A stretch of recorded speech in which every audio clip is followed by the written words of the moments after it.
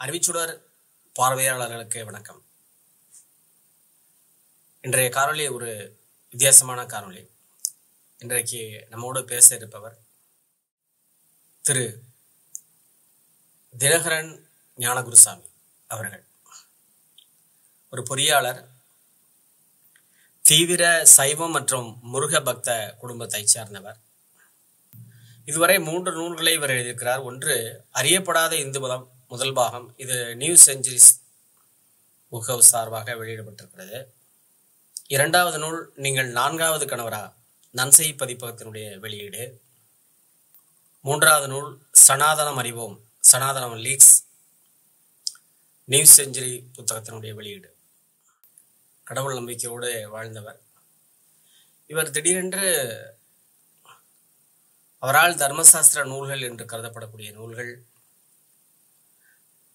சமஸ்கிருத நூல்கள், இது போன்று பல வேதங்கள், இதை பற்றியெல்லாம் நமக்கு தெரியாத, பலருக்கு அறியாத நூல்களை படிக்க வேண்டும் என்ற ஆர்வம் எழுந்து அதையெல்லாம் படித்ததற்கு பின்னாலே, அதை ஆய்வு செய்ததற்கு பின்னாலே, இவ்வளவு செய்திகள் அதில் இருக்கிறதே, நடைமுறையிலே அது சொல்லப்படுவதற்கும் அந்த நூல்களிலே இருப்பதற்கும் எவ்வளவு வேறுபாடு இருக்கிறது, இவ்வளவு எழுதி வைத்திருக்கிறார்களே, இதை மக்கள் மனதிலே கொண்டு செல்ல வேண்டும் என்று அவர் விரும்பி, அவர் இன்று அவரது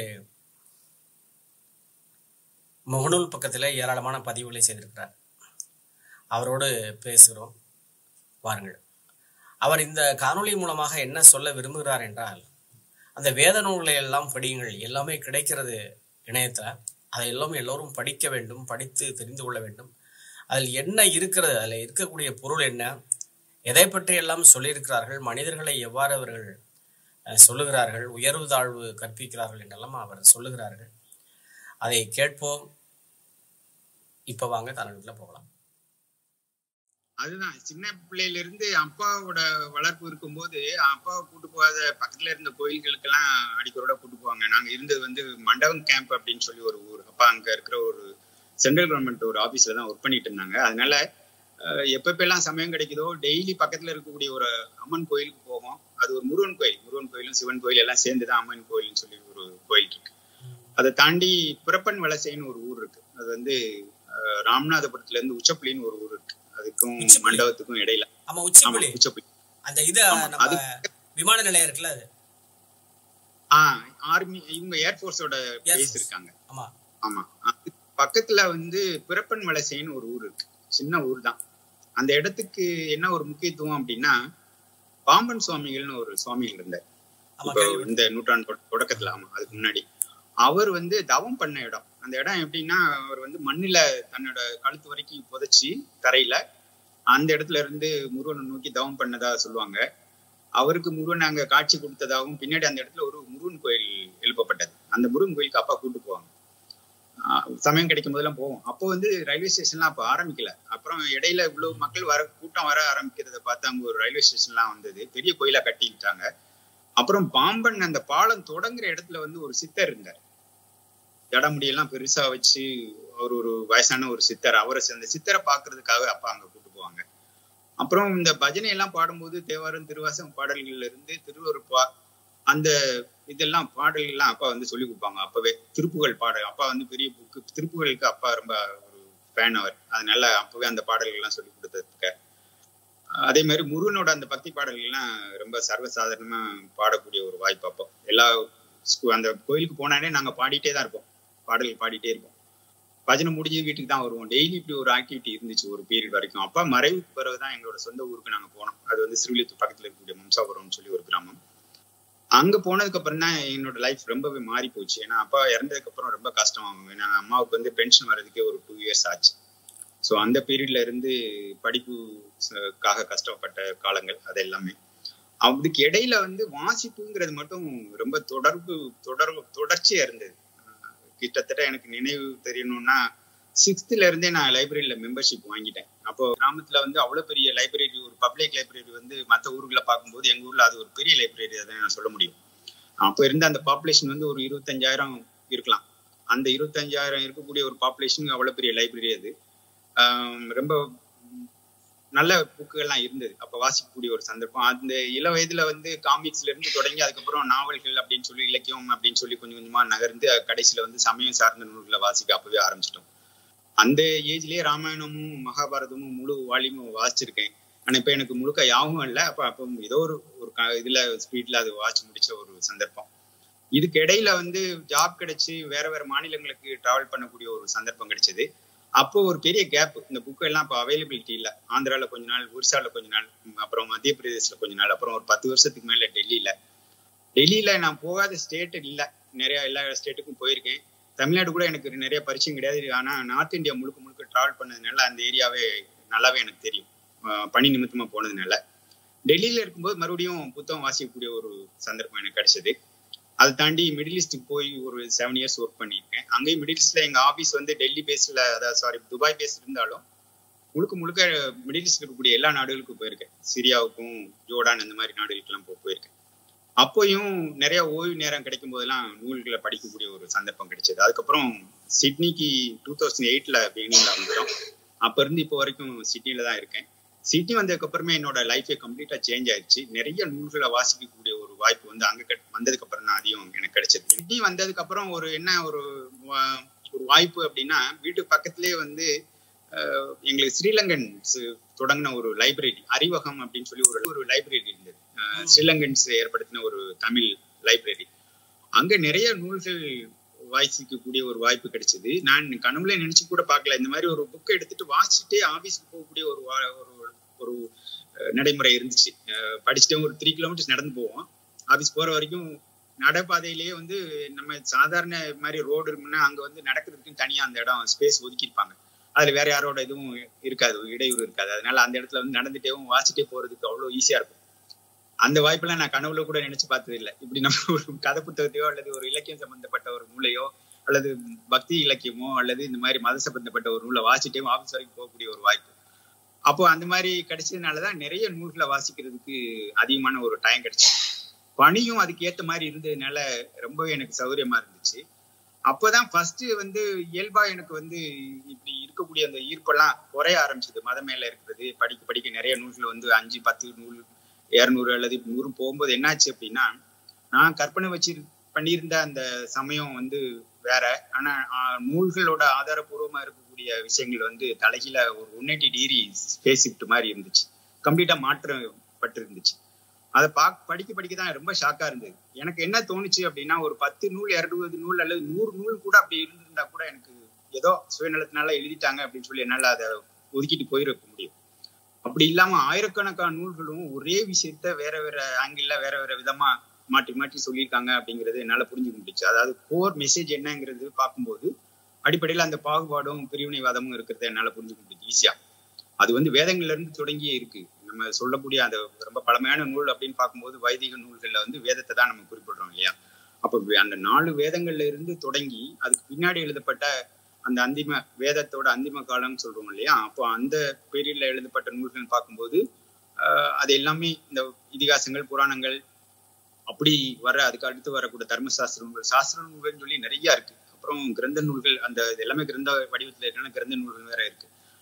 அது ஆயிரக்கணக்கான நூல்கள் இருக்கு. அந்த நூல்கள் எல்லாமே இந்த பிரிவினையை வந்து பேசுது, வர்ணாசிரமத்தை பத்தி பேசுது, அந்த 4 வர்ணங்களை பத்தி பேசுது. மனிதன் வந்து அந்த இயற்கையாவே அப்படி ஒரு படைப்பு இருக்குங்கிறத எல்லாமே சொல்லுது. கடவுளோட படைப்புல வந்து எல்லாமே 4 பிரிவுகளா இருக்குங்கிறத அடிச்சு உறக்க சொல்லுது எல்லா நூல்களும். அதை பார்த்ததுக்கு அப்புறம் தான் ரொம்ப எனக்கு கஷ்டமா போச்சு. இவ்வளவு மோசமான விஷயங்களை பத்தி இந்த நூல்கள் பேசும்போது இதை மறைச்சிட்டு இது எப்படி இவங்களால தைரியமா, அப்படிலாம் இல்லை, எங்களோட நூல்கள் அல்லது எங்க மதமே வந்து ரொம்ப நல்ல மதம், மற்ற மதங்களை காட்டிலும் ரொம்ப ஓப்பன்னஸ் இருக்கு, எல்லாத்தையும் நாங்க அரவணைக்கக்கூடிய ஒரு விஷயங்களை மதங்களை பேசியிருக்கோம், எங்க முன்னோர்கள் அப்படி பேசியிருக்கிறாங்கன்னு சொல்லும் போது எனக்கு ரொம்ப அவதரிச்சலா இருந்தது. அப்ப எங்கேயாவது இந்த உண்மையை வந்து பதிவு பண்ணணும்னு எனக்கு ஒரு ஆர்வம். அதனாலதான் தொடர்ச்சியா அது இந்த விஷயங்களை எழுத ஆரம்பிச்சேன். நீங்க முதல்ல சொன்ன மாதிரி 10, 20 அல்லது 100 நூல்கள் இருந்ததுன்னா கூட நான் ஒதுக்கிட்டு போயிருப்பேன், சரி ஏதோ பிரச்சனை அப்படின்னு சொல்லிட்டு. அப்படி இல்லை, இன்னும் நான் எழுத வேண்டிய ஆயிரக்கணக்கான நூல்கள் வேற இருக்கு. அதனால என்னோட எஞ்சிய வாழ்நாள் முழுக்க நான் எழுதினா கூட அது வந்து பத்தாதுன்னு நான் நினைக்கிறேன். அந்த நிலையில தான் வந்து ஒரு சாமானியனோட பார்வையில இந்த நூல்களோட விஷயங்களை பத்தி நான் அணுகின விஷயங்களை மக்களோட பகிர்ந்துக்கணும்னு நினைச்சேன். சரியான தளம் எனக்கு கிடைக்கல. ஸ்ரீலங்கா ஒரு சேனல் வந்து சிடியில போக்கஸ் தமிழ்னு சொல்லி ஒரு சேனல் இருந்தது. அவங்க கிட்டத்தட்ட ஒரு 1.5 வருஷத்துக்கு மேல அந்த நூல்களை பற்றி பேசுறதுக்கு எனக்கு வாய்ப்பு கொடுத்தாங்க. அது வந்து இந்த மாதிரி ஒரு ஜூம் மீட்டிங் இருக்கும், 2-3 பேர் தான் இருப்போம். அதுக்கு மேல அதுக்கு பெரிய அளவுக்கு ஆதரவு என்னால கொண்டு வர முடியல. ஏன்னா எனக்கு ஒரு லிமிடேஷன் இருக்கு. இது வந்து பெருசா வந்து ஒரு ஏதாவது ஒரு மீடியாவோட ஆதரவு இருந்தாதான் கொண்டு போக முடியும். இன்னைக்கு வந்து இவ்வளவு விளம்பரப்படுத்தப்படுற ஒரு சமுதாய ஒரு சொசைட்டில வாழ்ந்துட்டு இருக்கோம். எல்லாமே விளம்பர மாதிரியானதான இருக்கு. அந்த போலியில தான் மக்கள் நம்புற ஒரு சூழலும் இருக்கு. அதனால இந்த விஷயத்துக்கு வந்து பெருசா மக்களோட ஆதரவு இல்லைங்கிறதான் வருத்தமான ஒரு செய்தியா இருக்கு. இல்ல மக்கள் தேடி பாக்குறாங்க, சில ஊடகங்கள் கொடுக்குறாங்க, சில ஊடகங்கள் கொடுக்க மாட்டேங்கிறாங்க. மக்கள் தேடி பார்க்கும்போது செய்திகள் கிடைக்கல. கண்டிப்பா அது அது அந்த அதை நோக்கிதான் என்னோட பயணமும் இருக்கு. எப்பயுமே அதை வந்து அதை பயணிச்சுட்டே இருக்கும் போதே அதுக்கான சின்ன சின்ன ஆதரவு எங்க கிடைக்குதோ அதை எதையுமே நான் மிஸ் பண்ண விரும்பல. அந்த ஓப்பன்னஸ் இருக்கிறதுனாலதான் யாராவது அதை பத்தி கொஞ்சம் தேடுதல் இருக்கிறவங்க, ஆர்வம் இருக்கிறவங்க கூப்பிட்டு பேச வைக்கிறாங்க. அல்லது என்னங்கிறத பத்தி நீங்க இந்த என்ன பதிவு பண்ணிருக்கீங்க. ஏன்னா பக்கம் பக்கமா எழுதிட்டு போயிட்டே இருக்கும். அந்த முகநூல் முழுக்க பாத்தீங்கன்னா தெரியும், ஆதார நூல்கள் அவ்வளவு இருக்கு. மகாபாரதத்துல இப்படி இருக்கு, ராமாயணத்துல இப்படி இருக்கு, ஈவன் பகவத்கீதையில எப்படி இருக்கு, வேதங்கள்ல எப்படி இருக்கு, பிரம்மசூத்திரங்கிற நூல்ல அப்படி இருக்கு. அப்புறம் எழுதின அந்த பாஷ்யம் எழுதியிருக்காங்க பாத்தீங்கன்னா, ஆதிசங்கரர்ல இருந்து, ராமானுஜர்ல இருந்து, மத்வர்ல இருந்து எத்தனையோ ஆச்சாரியார்கள் எழுதியிருக்காங்க. அவங்க எழுதின நூல்களே பேசிக்காவே பிரச்சனை இருக்கு. அப்ப அதெல்லாம் எங்க கொண்டு போய் பதிவு பண்ணுன்னு தெரியல. ஆனா இவங்க மக்கள் மத்தியில அவங்களை பத்தி இந்த ரிஷிகள், மகான்கள், யோகிகள், ஞானிகள் அப்படின்னு சொல்லி பெரிய பெரிய பட்டம் கொடுத்து அவங்க வந்து ஒரு புனித தன்மை ஆக்கி வச்சிருக்காங்க. இவங்க பண்ண விஷயங்கள் எல்லாம் பாத்தீங்கன்னா, ஒரு அத்வைதம் அப்படின்னா அது ஒரு பெரிய ஒரு மதம் மாதிரி இன்னைக்கு வளர்ந்துருக்கு. அந்த ஆதிசங்கரரை ஃபாலோ பண்றவங்க அவ்வளவு பேர் இருக்காங்க, ராமானுஜரை ஃபாலோ பண்றவங்களும் அவ்வளவு பேர் இருக்காங்க. அப்ப விசிஷ்டா துவைதம்ங்கிறது வந்து ஒரு தத்துவ ரீதியா இருந்தாலும் அது ஒரு தனி மதமா வளர்ந்துருக்கு. துவைதம் அப்படின்னு பார்க்கும்போது மத்தவர் வந்து ஆரம்பிக்கும் போது அது ஒரு சின்ன ஒரு தத்துவார்த்த ரீதியில தான் இருந்தது தவிர அவருக்கு பின்னாடி வந்து ஒரு பெரிய மதமா மாறி போயிருக்கு இன்னைக்கு காலகட்டத்துல.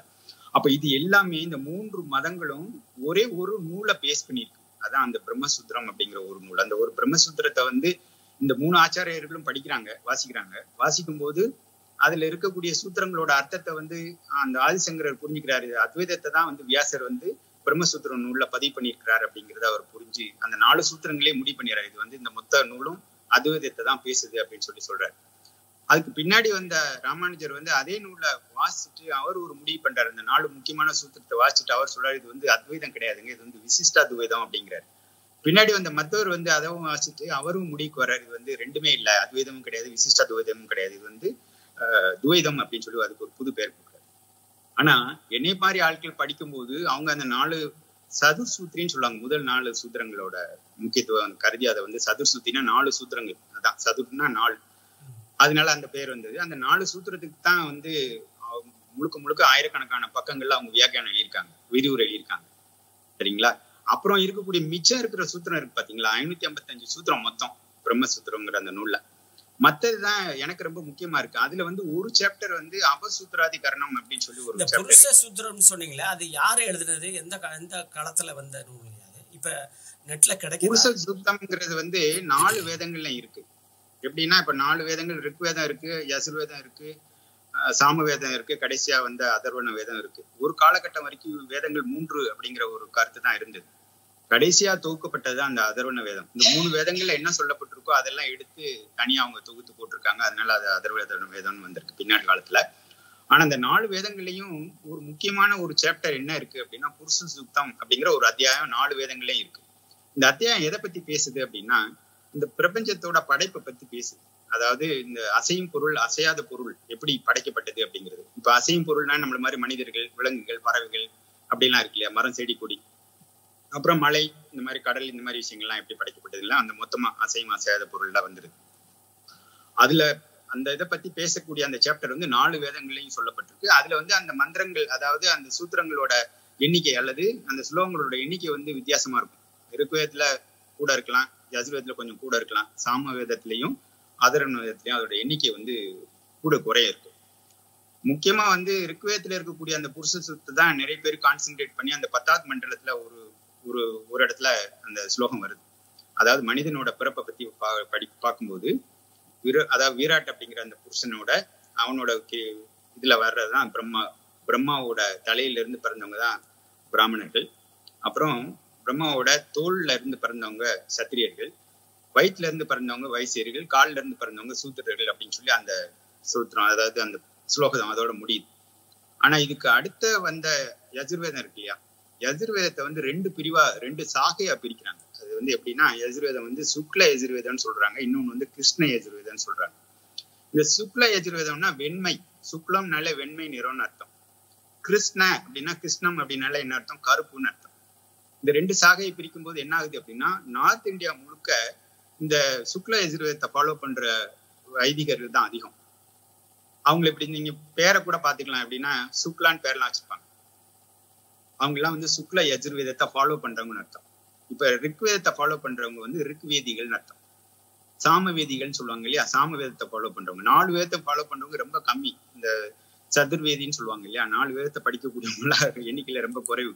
ஆனா முழுக்க முழுக்க ஒரு வேதத்தை முக்கியமா எடுத்து ஃபாலோ பண்ணக்கூடிய அந்த வைதிகர்கள் தான் அதிகம். அதுதான் ரிக்வேதிகள்னா ரிக்வேதத்தை ஃபாலோ பண்றவங்க. யஜுர்வேதிகள்ல நம்ம சவுத் இந்தியால இருக்கக்கூடியவங்க தான் அதிகமா வந்து யஜுர்வேதத்துல, அதுவும் கிருஷ்ண யஜுர்வேதத்தை ஃபாலோ பண்றவங்க அதிகம். இந்த கருப்பு யஜுர்வேதம்னு சொல்றோம் இல்லையா, கிருஷ்ண யஜுர்வேதம், அந்த சாகையை ஃபாலோ பண்றவங்க தான் அதிகம். அப்படின்னா என்ன அர்த்தம்னா அந்த கிருஷ்ண யஜுர்வேதத்துல சொல்லக்கூடிய கர்மானுஷ்டானங்கள் அப்புறம் வந்து சம்ஸ்காரங்கள்னு பிரிச்சு வச்சிருக்காங்க. அது எப்படி சொல்லணும் அப்படின்னா, ஒரு மனுஷன் பிறந்ததுல இருந்து அல்லது பிறக்கிறதுக்கு முன்னாடி இருந்து இறப்பு சடங்கு முடிகிற வரைக்கும் அவனோட சடங்குகள் மொத்தம் செய்யறான் இல்லையா, இன்னென்ன சடங்குகள் செய்யணும்னு சொல்லி தொகுப்பு இருக்கு பாத்தீங்களா, அது எல்லாமே எதுல இருக்கு அப்படின்னா கிருஷ்ண யஜுர்வேதத்தை ஃபாலோ பண்றவங்களுக்கு அந்த கிருஷ்ண யஜுர்வேதத்துல இருக்கக்கூடிய மூல கருத்தை எடுத்து அதுக்கு பின்னாடி வந்து ஆச்சாரியார்கள் வந்து தொகுத்த தர்மசாஸ்திர நூல்கள், அப்புறம் கிரக சாஸ்திர நூல்கள் அப்படின்னு நிறைய இருக்கு, நீதி சாஸ்திர நூல்கள் இப்படி நிறைய இருக்கு இல்லையா, அதுல இருந்து தொகுத்தப்பட்ட விஷயங்களை தான் அவங்க ஃபாலோ பண்றாங்க. தமிழ்நாட்டிலேயும் சரி, தென்னிந்தியாவில இருக்கக்கூடிய வைதிகர்கள், குறிப்பா வந்து ஸ்மார்த்த பார்ப்பனர்கள் சொல்லுவாங்க. அந்த ஸ்மார்த்த பார்ப்பனர்களுக்கு முக்கியமான ஒரு அடிப்படை நூல் எதுன்னு பாத்தீங்கன்னா இந்த கிருஷ்ண யஜுர்வேதம் தான். இந்த கிருஷ்ண யஜுர்வேதத்திலையும் இந்த புருஷ சூக்தம் இருக்கு, சுக்ல யஜுர்வேதத்திலையும் புருஷ சூக்தம் இருக்கு. அதே சாப்டர் இருக்கு, அதே அத்தியாயம் இருக்கு. அது வந்து இந்த அசையும் பொருள் அசாத பொருள் மனிதனோட பிறப்பை பத்தி பேசுது. நம்மளுக்கு தேவையானது எங்க இருக்கு அப்படின்னா இந்த கிருஷ்ண யஜுர்வேதத்துல இருக்கக்கூடிய புருஷ சூக்தத்துல ரொம்ப தெளிவான விளக்கம் வந்து அதுல இருக்கு. சாயனர் அப்படிங்கிற ஒரு ரிஷியோ அல்லது முனிவரோ வந்து என்ன செய்யறாருன்னா, அவர் தான் அந்த காலத்துல எழுதக்கூடிய அவர் எழுதின அந்த விளக்க உரை சொல்றோம் இல்லையா, அதுதான் இன்னைக்கு வரைக்கும் மக்கள் ஃபாலோ பண்றாங்க. சாயனரோட விளக்க உரை தான், அவரோட பாஷ்யம் தான். சாயன பாடியம் கூட அப்படி சொல்லுவாங்க, தமிழ்ல பாடியம் ஒரு வார்த்தை பிரயோகம் யூஸ் பண்றாங்க இல்லையா, அது வந்து வேற ஒண்ணும் இல்ல, விளக்க உரை தான். பாஷ்யங்கிறதுக்கு இன்னொரு பேர். அப்போ அவர் எழுதின அந்த சாயன பாடியத்துல இருக்கக்கூடிய புருஷ சூக்தத்துக்கு விளக்கம் எழுதின விஷயங்கள் வந்து நிறைய பேர் எழுதியிருக்காங்க. தமிழாக்கம் பண்ண ஒரு ஒரு மகான், அவர் வந்து ஒரு சைவ மடத்தை சேர்ந்தவர், காசிவாசி யதீந்திர சுவாமிகள்னு அவரோட பேர். ரொம்ப வருஷம் காசியில இருந்து வடமொழி எல்லாம் படிச்சு அதுக்கப்புறம் தமிழ்லையும் வடமொழியும் சேர்த்து கிருஷ்ண யஜுர்வேதத்துக்கு தமிழ்ல வந்து தைத்திரிய சமீதை அப்படிங்கிற ஒரு பேர்ல நூல் வெளியிட்டிருக்காரு. இந்த தைத்திரிய சமீதைன்னு என்ன அர்த்தம்னா, இந்த கிருஷ்ண யஜுர்வேதத்தோட ஃபாலோ பண்றவங்களுக்காக அந்த யஜுர்வேதத்துல இருக்கக்கூடிய மந்திர பகுதியில மட்டும் தொகுத்து அதை வெளியிட்ட நூல் தான் அந்த தைத்திரிய சமீதை. சமீதைன்னா என்ன அர்த்தம்னா மந்திரங்கள் தான், வேற ஒன்றும் நம்ம பெருசா ஒன்றும் அதை இது பண்ணிக்க வேண்டாம், குழப்ப வேண்டாம். சமீதைன்னா அந்த யஜுர்வேதத்துல இருக்கக்கூடிய மந்திரங்கள் மட்டும் எடுத்து தனியா அவர் வந்து அந்த ஒரு நூலா எழுதியிருக்கிறார். அதுல ரொம்ப குறிப்பிடத்தக்க விஷயம் என்னன்னா, அந்த ரிஷி அதாவது மகான் என்ன எழுதியிருக்கிறாருன்னா, முதல்ல வந்து வடமொழியில அந்த ஸ்லோகத்தோட வாக்கியங்கள் இருக்கும், ஸ்லோகங்கள் எழுதியிருப்பாரு வடமொழியில, அப்படியே இருக்கு அவரோட நூல்ல. கீழே வந்து அந்த சாயனர் எழுதின விளக்கத்துக்கு தமிழ்ல அவர் விளக்கம் எழுதியிருக்காரு கீழே. அதனால இந்த நூலை வந்து யாருமே மறுத்தே சொல்லவே முடியாத அளவுக்கு இருக்கு. மேல வந்து அப்படியே வடமொழி இருக்கு, கீழே வந்து தமிழ்ல இருக்கு. என்னோட நூல்ல வந்து அறியப்படாத இந்து மதம்ங்கிற ஒரு முதல் நூல், அதான் என்னோட முதல் நூல். அந்த முதல் நூலோட முதல் கட்டுரையே இதுதான், புருஷ சூக்தம் தான். நீங்க வந்து சமஸ்கிருதம் படிச்சிருக்கீங்களா? உங்களுக்கு சமஸ்கிருதம்? நான் சமஸ்கிருதம் படிக்கல. அது நிறைய பேர் இந்த கேள்வியை கேட்டிருக்காங்க. எனக்கு என்ன தோணுச்சு அப்படின்னா, இன்றைய காலகட்டத்துல வந்து சமஸ்கிருதம் தெரியாமலே வந்து சமஸ்கிருதத்துல இருக்கக்கூடிய அந்த ஸ்லோகங்களை வந்து நீங்க தமிழாக்கவும் பண்ண முடியும், இங்கிலீஷ்லயும் டிரான்ஸ்லேட் பண்ண முடியும், தேவையான மொழியில நீங்க அதை டிரான்ஸ்லேட் பண்ண முடியும். அதுக்கு ஈஸியா பண்ணலாம். ஆமா, அதனால அந்த பிரச்சனை எல்லாம் எனக்கு வரவே இல்லை. அப்புறம் நான் என்ன பண்ணுவேன்னா, அது எழுதின அந்த மொழியாக்கம் பண்ண சரியா இருக்கா அப்படிங்கறது வந்து இன்னும் 2 இங்கிலீஷ் நூல்களையோ வேற ஏதாவது பழைய தமிழ் நூலையோ எடுத்து அதை செக் பண்ணி தான் நான் போடுறேன். அதுவுமே முழுக்க முழுக்க வைத்தியர்கள் அந்த பின்னணியில இருக்கிறவங்க எழுதின நூல்களை தான் என்னோட ஆதார நூலா எடுத்து நான் எழுதுறேன். அதனால வேற யாரோட நூலை நான் எடுக்கிறதே இல்லை. முழுக்க முழுக்க என்னோட புக்கை பாத்தீங்கன்னா அதுல இருக்க அவ்வளவு நூல்களும் வைத்தியர்கள் எழுதின நூல்கள் தான். அதனாலதான் இந்த யதீந்திர சுவாமிகள் சொல்றேன் இல்லையா, காசிவாசி யதீந்திர சுவாமிகள் சொல்லி, அந்த சுவாமிகள் எழுதின நூல் வந்து எனக்கு ரொம்ப ரொம்ப ரொம்ப ஒரு முக்கியமான நூலா நான் கருதுறேன். அதுக்கப்புறம் செகண்டரியா அதுக்கு இன்னொரு எவிடன்ஸ் வந்து 1800 வெளிவந்த கீத் அப்படிங்கிற ஒரு ஆங்கிலேயர் எழுதின ஒரு நூல், அதுவும் அந்த தைத்திரிய சமீதை அவர் ஆங்கிலப்படுத்தியிருக்காரு, ஆங்கிலத்துல மொழிபெயர்த்திருக்காரு. அதையும் எடுத்து நான் அதே சாப்டர் அப்படியே எழுதியிருக்கேன் என்னோட நூல்ல. அதை பின்னாடி வந்து அதை இணைச்சிருக்கேன். அந்த ஸ்கேன் பண்ணி அந்த பக்கமும் அந்த பேஜ்ல இருக்கு. அதனால யாருமே மறுத்தெல்லாம் சொல்ல முடியாது. அதுல குறிப்பா அந்த புருஷ சூக்தத்துல இவர் இந்த சுவாமிகள் சொல்ற விஷயம் அல்லது இப்போ சாயனர் சொல்ற விஷயம் என்னன்னா, அது வந்து ரிக்வேதத்துல வந்து அந்த மாதிரி இல்ல. மேலோட்டமா வந்து தலையில பிறந்தவங்க பிராமணர்கள், தோள்பட்டையில பிறந்தவங்க சத்திரியர்கள், வயிற்றுல பிறந்தவங்க வைசியர்கள், காலில் பிறந்தவங்க சத்திரியர்கள் சூத்திரர்கள் சொல்லி முடிச்சிட்டாங்க. ஆனா இவர் வந்து அதுக்கு அடுத்து வந்து விளக்குறாரு. என்ன சொல்றாரு அப்படின்னா, இவங்க 3 பேர் முதல்ல 3 பேர் இருக்காங்களே, அவங்களை வந்து இருபிறப்பாளர்கள் சொல்லுவோம். அதாவது பிராமணர்கள், சத்திரியர்கள், வைசியர்கள், இவங்க 3 பேருக்கும் இரு பிறப்பு இருக்குங்கிறத முதல்லயே அவங்க வந்துருது. அவங்களுக்கு ஒரு ஸ்பெஷாலிட்டி இருக்கு அல்லது ஒரு முக்கியத்துவம் வந்துருது. எப்படி அப்படின்னா, இந்த 3 பேரு நம்ம சொல்றோம்ல, தலையில பிறந்த ஒரு பிராமணன் சொல்றோம். அவர் தலையில பிறக்கும்போது பிராமணர் மட்டும் பிரம்மாவோட தலையில இருந்து பறக்கல. அவரோட சேர்ந்து அக்னிங்கிற ஒரு தேவன் பிறக்கிறான். தேவர்கள் 33 கோடி தேவர்கள் சொல்றோம் இல்லையா? அதாவது வேதங்கள்ல சொல்லப்பட்ட தேவர்கள முக்கியமான ஒரு தேவன் தான் அந்த அக்னி. அந்த காலத்துல வந்து அக்னி வந்து ஒரு முக்கியமான ஒரு தெய்வமா நினைச்சு அவங்க வழிபட்டு இருக்காங்க. அதுக்கு நிறைய ஆதாரங்களும் இருக்கு. அப்புறம் ஒரு இடைப்பட்ட காலங்கள், அப்புறம் அதாவது இப்போ சமீப காலங்கள் வரைக்கும் அக்னி வந்து அந்த கோயிலோட அமைப்பு ரொம்ப குறைஞ்சு போச்சு, வழிபடுற முறையும் குறைஞ்சு போச்சு. அக்னி ஆனா என்ன பண்ணிருக்காங்கன்னா, அக்னி முன்னிலைப்படுத்தி எல்லா சடங்குகளையும் முன்னிலைப்படுத்தி வச்சிருக்காங்க. இந்த பிராமணனோட தலையில பிறக்கும் போது அக்னியும் கூட பிறக்கலாம். அப்படின்னா அவங்க எப்படி அதை வந்து ரிலேட் பண்றாங்க அப்படின்னா, பிராமணன் பை டிஃபால்ட் வந்து அக்னியோட சம்பந்தப்பட்டவன். அப்போ அக்னி காரியங்கள் எல்லாமே செய்யறதுக்கு அவனுக்கு உரிமை இருக்கு. யாகமோ வேள்வியோ யக்ஞமோ அந்த மாதிரி எல்லா ஹோமமோ எந்த அக்னியை வளர்த்து செய்யக்கூடிய காரியங்கள், அக்னியை வளர்த்து வேத மந்திரங்களை ஓதக்கூடிய காரியங்கள்லாம் இருக்கு இல்லையா? அது எல்லாத்தையும் உடன் பிறந்தவர் போல காட்டுறாங்க. ஆமா, அவனோட பிறந்ததுனால அவனோட ஐக்கியமானது தேவ பாசை. இரண்டாவது அந்த தேவ பாசை பேசுற அந்த அக்னிக்கு இவனுக்கு சம்பந்தம் இருக்கிறதுனால அதோட இவனுக்கும் அந்த ரிலேஷன் இருக்குங்கிறதுனால இவன் அதுக்கு அதிபதி ஆயிடும். அப்படி கொண்டு வராங்க. அந்த விளக்கு உரையில அந்த சாயனர் அப்படிதான் எழுதியிருக்காரு. அதைத்தான் இவர் தமிழ் படுத்தி அப்படியே எழுதியிருக்காரு கீழே. அப்புறம் அதோட இன்னும் 2 விஷயங்கள் இருக்கு. ஒரு மிருகம் பிறக்குது. மிருகம் வந்து என்னன்னா, ஒரு வெள்ளையாடுன்னு சொல்லி ஒரு ஆடை வந்து குறிப்பிடுறாங்க. ரொம்ப சாதுவான ஆடுங்கிற மாதிரி அதுல இருக்கு. அப்புறம் காயத்ரி மந்திரம்னு சொல்றோம்ல, அந்த மந்திரத்தோட அந்த சப்தமும் அதோட சேர்ந்து பிறக்குது. சாமவேத பாடல்ல ஒரு பாடல் குறிப்பிடப்பட்டிருக்கு அந்த நூல்ல.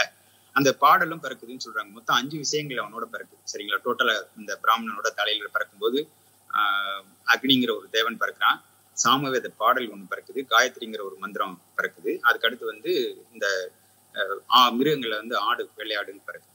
இதுக்கு அடுத்து வந்து சத்திரியன் வந்து நம்ம தோல்ல இருந்து பிறக்கிறான்னு சொல்றோம்ல, அவன் பிறக்கும்போது அவனும் தனியா பிறக்கல. இவனோட இந்திரன் பிறக்கிறான். இந்திரன் வந்து என்னன்னா, இந்த தேவர்களுக்கு எல்லாம் அதிபதியா இருக்கான், தலைவனா இருக்கான், ராஜாவா இருக்கான் இல்லையா? அதனால அப்படி ஒரு ரிலேஷன்ஷிப் இவனோட எஸ்டாப்ளிஷ் பண்ணிடுறாங்க. அப்படின்னால இவன் என்ன பண்றான்னா, ஆட்சி முழுப்பதுக்கும் இவன் கையில இருக்கு, மக்களோட அதிகாரம் எல்லாம் இவன் கையில இருக்கு அப்படிங்கிற மாதிரி ஒரு இது வந்து முன்னிலைப்படுத்திடுறாங்க.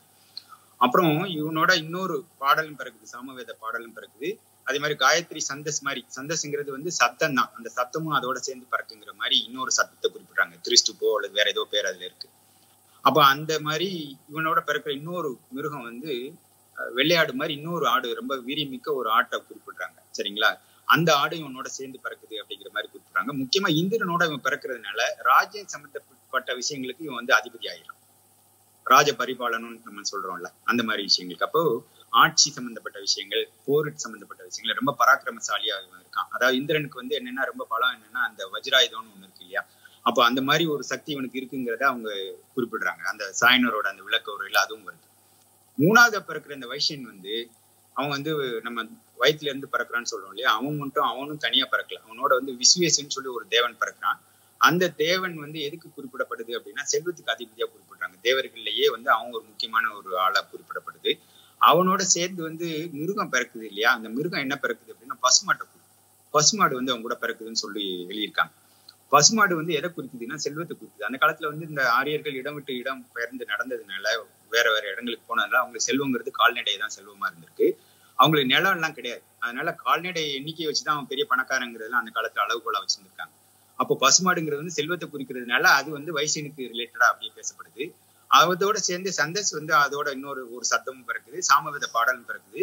குறிப்பா இந்த விஸ்வேசுங்கிற ஒரு தேவன் பிறக்கிறான். இந்த முதல் 3 பேருக்கும் பிறக்கும் போது தனியா பிறக்கல, கூட தேவர்கள் பிறக்கிறாங்க இல்லையா? அதே மாதிரி ஒவ்வொரு மிருகங்களும் இருக்கு. அந்த கேரக்டர் அதோட அதை ரிலேட் பண்ணிடுறாங்க.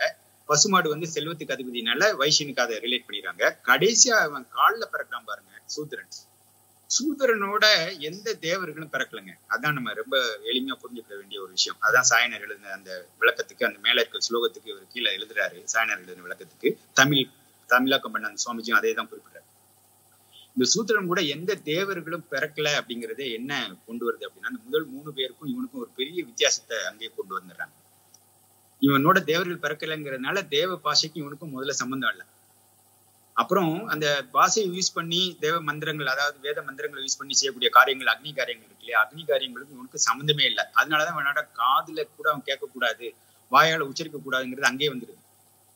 இந்த மந்திரங்கள் எல்லாமே இவனோட காதுல கேட்டாலும் ஈயத்து காய்ச்சி ஊத்தணுங்கிறதுலாம் வருது இல்லையா, அப்ப அங்கேயே அதை கொண்டு வந்துடுறாங்க. அப்புறம் இவனோட பிறக்கிற ஒரு மிருகம் என்னன்னு பாத்தீங்கன்னா, முக்கியமானது என்னன்னு பாத்தீங்கன்னா, குதிரைங்கிற ஒரு மிருகம் பிறக்குதுன்னு அதுல குறிப்பிடப்பட்டு. இந்த குதிரையோட பலம் என்னன்னா, அந்த 4 கால் தான். இந்த 4 கால் எதுக்காக படைக்கப்பட்டிருக்குங்கிறத அந்த சுவாமிஜி எழுதுறாரு. முதல் 3 வர்ணத்தை வரை செமக்கணும் அப்படிங்கிறக்காக தான் அந்த வலிமையான கால்கள் இருக்குங்கிறத எழுதுறாரு.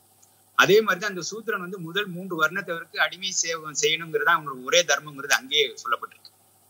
அப்போ முதல் 3 வர்ணத்தவர்கள் இருபரப்பாளர்கள்ங்கிற ஒரு பெரிய ஒரு பிரிவு வருது பாத்தீங்களா. அப்போ சூத்திரனுக்கும் அவங்களுக்கும் சம்பந்தம் இல்லை.